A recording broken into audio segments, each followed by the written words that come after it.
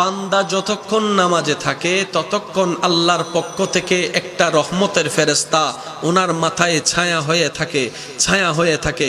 বান্দা যখন কিয়ামে থাকে তখন তার জন্য আল্লাহর কাছে দোয়া করে, যখন রুকুতে যায় তখন তার জন্য আল্লাহর কাছে দোয়া করে, যখন বান্দা বলে সামি আল্লাহু লিমান হামিদা তখন রব্বানা লাকাল হামদ বলার সাথে সাথে ফেরেশতা বলে মওলা তোমার প্রশংসা করছে তোমার বান্দা, তুমি একটু কবুল করে নাও, তুমি একটু কবুল করে নাও।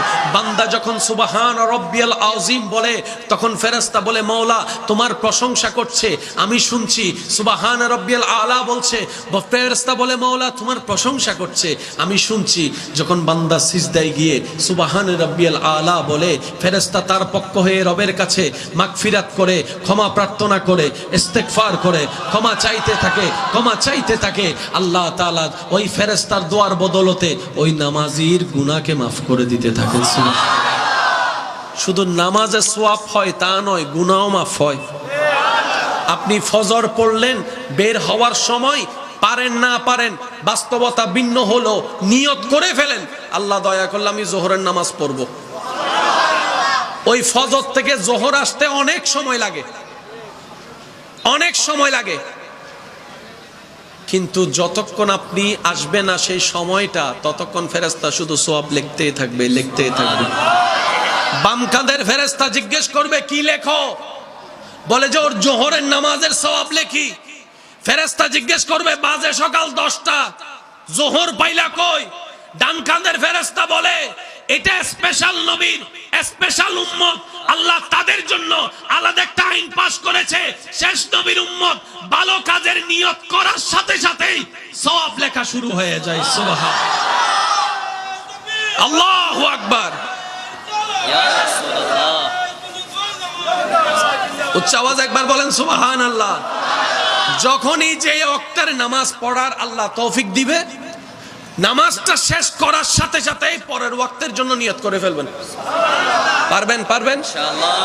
জোরে আরে জোরে দুই হাত তুলে দেখাই বলেন ইনশাআল্লাহ।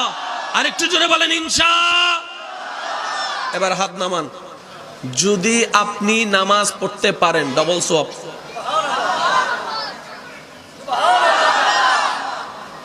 ডাবল সওয়াবের ব্যবস্থা। এবার আপনি জোহর পড়েছেন, ভাইয়া প্লিজ, ফজর থেকে আপনি জোহর পড়েছেন, মাঝখানে অনেক গুনাহ ইচ্ছায় অনিচ্ছায় হয়েছে কি হয় নাই? এই জোহর পড়ার সাথে সাথে আল্লাহ দয়া করে আপনার আমার মাঝখানের গুনাহগুলো দয়া করে মাফ করে দিবেন। এবার জোহরের পর আপনি আসরের প্রস্তুতি নিলেন, মাঝখানে নিয়তের সওয়াব তো হয়ে গেল। আসর পড়ার সাথে সাথে জোহর এবং আসরের মাঝখানে গুনাহ যতগুলা আল্লাহ দয়া করে চাইলে মাফ করে দিবেন। তাহলে নামাজ শুধু আপনার সওয়াব পাওয়ার বিষয় নয়, গুনাহ মাফের বিষয়ও হচ্ছে নামাজ। আচ্ছা, এটা তো গেল পরকালীন হিসাব। এবার দুনিয়াবি হিসাবে আসেন। নামাজ হচ্ছে এমন একটা ইবাদত যেটা শরীরকে সুস্থ রাখতে সহযোগিতা করে। নামাজ হচ্ছে এমন একটা ইবাদত যেটা আপনার দেহকে পবিত্র রাখতে সহযোগিতা করে। নামাজ হচ্ছে এমন একটা ইবাদত যেটা আপনার ব্রেনকে রিল্যাক্স রাখতে সহযোগিতা করে। নামাজ হচ্ছে এমন একটা ইবাদত যেটা আপনার রাগ কন্ট্রোল করতে সহযোগিতা করে। আর একটু জোরে বলা যাবে? নামাজ হচ্ছে এমন একটা ইবাদত যেটা আপনার সুচিন্তা করতে সহযোগিতা করে। নামাজ হচ্ছে এমন একটা ইবাদত যেটা আপনাকে ঝগড়া থেকে দূরে রাখতে সহযোগিতা করে। নামাজ এমন একটা ইবাদত যেটা আপনাকে গুনার চিন্তা থেকে বাঁচার জন্য সহযোগিতা করে। আপনি ওযু করে বের হয়েছেন, দেখি কারোর সাথে একটু ঝগড়া করেন তো, আপনার আসবে না। কিছু একটা বললে অন্য সময় যেটা আপনার মেজাজ গরম করে দেয়, ওযু বানাচ্ছেন, ওযু বানানোর পরে ওযুটা ঝগড়া থেকে বাঁচাই দিছে, ঝগড়াটা মামলা থেকে বাঁচাই দিছে, মামলাটা জেলখানা থেকে বাঁচাই দিছে। একটা ওযু। সুবহানাল্লাহ বলেন না? ভাগ্য যদি আমাদের ভালো হয়, নসিব যদি আমাদের পবিত্র হয়, এই হাতের ওযু করতে করতে, চেহারার ওযু করতে করতে, মুখের ওযু করতে করতে, নাকের ওযু করতে করতে আল্লাহ যদি দয়া করে আমাদেরকে কলবের ওযু করার ব্যবস্থা করে দেয়, সেদিন আপনার জান্নাত খুঁজতে হবে না, জান্নাতে আপনাকে খুঁজতে থাকবে। সুবহানাল্লাহ। ওই ওযুটার জন্য আল্লাহর কাছে ফরিয়াদ করতে হয়, আল্লাহ আমাকে একটু কলবের ওযু দাও না। একটু জোরে বলা যাবে? হাতের ওযু তো করলাম, মুখের ওযু তো করলাম, নাকের ওযু তো করলাম, চেহারার ওযু তো করলাম। আল্লাহ আসল তো এটাকে একটু ওযু করায় দাও না তোমার রহমতের পানি দিয়ে মাওলা। যেদিন এটা ওযু হয়ে যাবে রহমতে ইলাহির পানি দিয়ে, সেদিন দেখবেন এখানে আস্তে আস্তে নূর আসা শুরু হয়েছে, রহমত আসা শুরু হয়েছে। সুবহানাল্লাহ। তখন আপনার চিন্তার পরিবর্তন আপনি নিজেই বুঝতে পারবেন, আপনার ক্ষমা করার উদারতা আপনি নিজেই টের পেয়ে যাবেন। একটু দেখেন না আল্লাহর ওলিদের জীবন চরিত্রের মধ্যে, আপনার আমার জীবনকে মাথায় রাখলে, আল্লাহর প্রিয় বান্দাদের জীবন চরিত্র চলাকে মাথায় রাখলে দেখবেন আসমান এবং জমিন পার্থক্য। শুধু এতটুক বলি বুঝার জন্য, আমরা সুবহানাল্লাহ কখন বলি? যখন কোন একটা মুগ্ধকর কিছু বিষয় আমাদের কানের মধ্যে আসে। আমরা নর্মাল কথায় কেউ সুবহানাল্লাহ বলি না। যদি বলি যে ভাই এক কাপ চা খাই, এটাকে সুবহানাল্লাহ কেউ বলবে না, বলতে বললেও কেউ মুখ দিয়ে আসবে না। কিন্তু যখন বলা হচ্ছে মূসা আলাইহিস সালামের ঘটনা, সুবহানাল্লাহ অটোমেটিক চলে আসতেছে।